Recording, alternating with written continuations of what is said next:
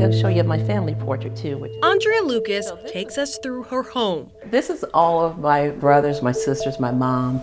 Past the pictures. Right here, my mom, we call her the queen. And history. He started off playing for the Braves. That celebrate her dad, the first black general manager for the Atlanta Braves. Ted Turner made him general manager.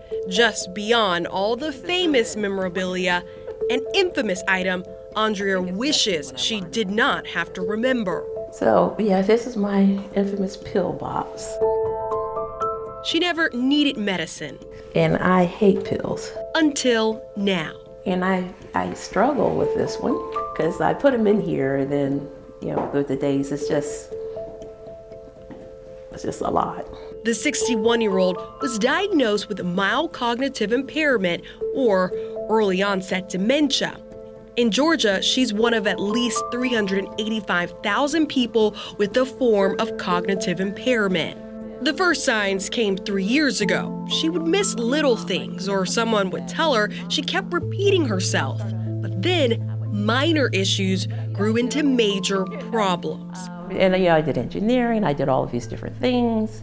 I created all these different projects. And all of a sudden, to feel that I couldn't do it as I had done it beforehand, and that I wasn't quite as sharp as I was kind of a, it wasn't a punch to the stomach, but it was a little devastating. It feels ironic for Andrea. Her elderly mom still has perfect memory. Her late father even had a photographic one. So it was kind of like, well, why me? The diagnosis brought so much loss.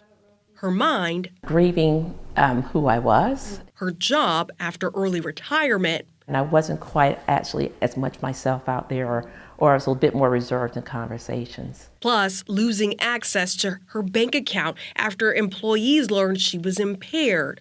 She was required to appoint a power of attorney to handle her funds. I was literally in a place of darkness and depression for a while, just to have someone in a blink of an eye take everything that you've worked for throughout your career.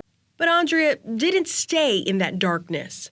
Life looks much different for her now, like managing the cost of medication. One prescription, she says, jumped from $150 to more than $400.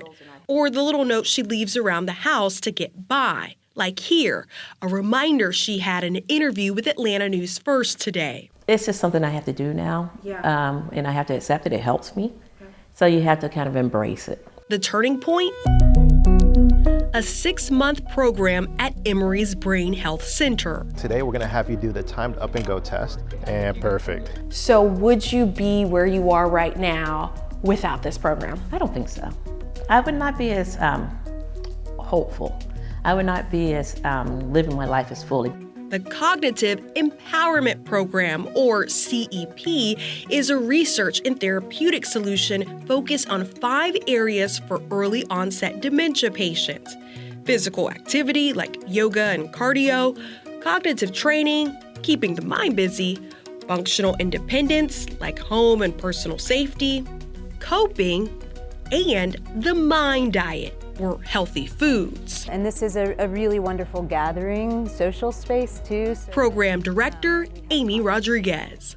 Outcomes so far are showing that when in the time that people are with us and within that year, that their cognition remains stable, that their functioning is stable or improves. A state report projected dementia in Georgia would increase 26.7% from 2020 to 2025. With figures like that, the art happens in here. Rodriguez and her team argue this one-of-a-kind Atlanta program does not have to be unique. They're advocating for more facilities like it across the state. That's exactly what's needed. The access to programs like these is very limited, and people need these resources. And for those who do get access, the impact is clear. They do feel empowered. They do feel a sense of hope that they didn't have before, and that it's a lifeline. A lifeline for Andrea, too. People need a real view and need to understand it's not the end of life. And there's a lot of life to be had.